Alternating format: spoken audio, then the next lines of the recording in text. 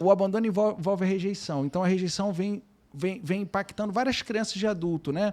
A timidez, a dificuldade de falar em público, eu não sou bom o suficiente, né? Eu tenho que agradar. Então, quando você tem esses 4 medos, né? O medo do abandono é o primeiro medo e é o medo que mais impacta. E ele, o tempo inteiro, ele é construído na vida intrauterina, ele é construído na primeira infância, no momento que aquela criança está chorando, e hoje, cada vez mais, você vê na internet falando assim, cara, não estraga a criança não, deixa a criança lá chorando, porque se você pegar, você vai mimar a criança. Gente, quando que uma criança de dias ou de meses, ela pode ter a percepção de que ela vai ser mimada?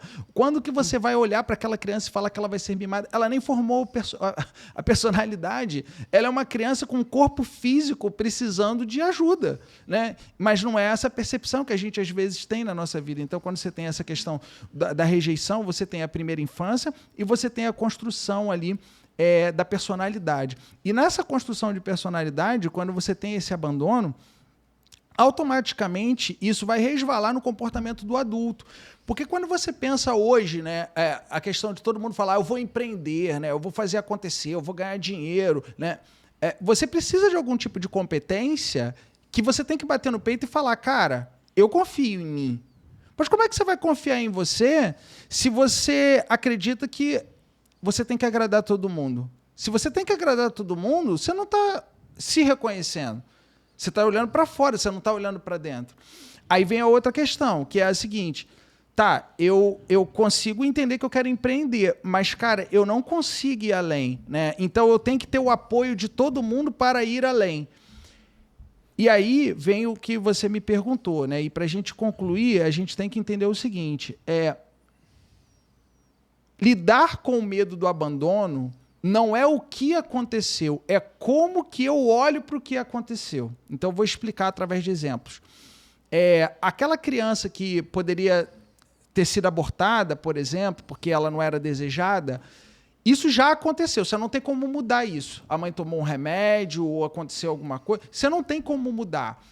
O pai, no carnaval, ele era um estrangeiro, veio para o Brasil, ficou com a mãe e foi embora. Você não tem como mudar isso. Mas eu tenho como mudar o seguinte, cara, qual é a percepção que eu olho para aquele pai? Qual é a percepção que eu olho para aquela mãe? Né? A minha mãe me deu para minha tia porque ela quis? Ou eram circunstâncias? Será que era pessoal, aquele pai que veio no carnaval, ficou com a minha mãe e foi embora, nunca mais me olhou? É por causa de mim que ele nunca mais me olhou? É pessoal? Porque a gente tem uma tendência natural, quando a gente tem o medo de ser abandonado, de achar que as coisas são com a gente.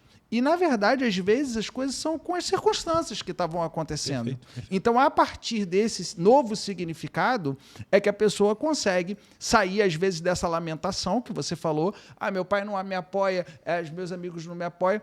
E a pessoa consegue ter ali a força e a responsabilidade para poder tomar as suas decisões, né? Se auto-reconhecer, que é o mais difícil. Porque se você for parar para pensar na história da humanidade, né? Essa coisa de amar o filho, de ter carinho pelo filho, isso é uma coisa muito recente, cara. A parada é que a gente era nômade, né? Então, assim, eu já fui para tribos no interior da África, em Botsuana, já visitei cavernas, né, que tem aquelas pinturas rupestres. Então, se você pegasse o homem bem primitivo, a galera era nômade, ela queria sobreviver. Né? Aí depois você vai para a Idade Medieval, a galera queria sobreviver das guerras. Né? Então essa coisa de você estar junto da família, tudo isso é uma coisa muito recente.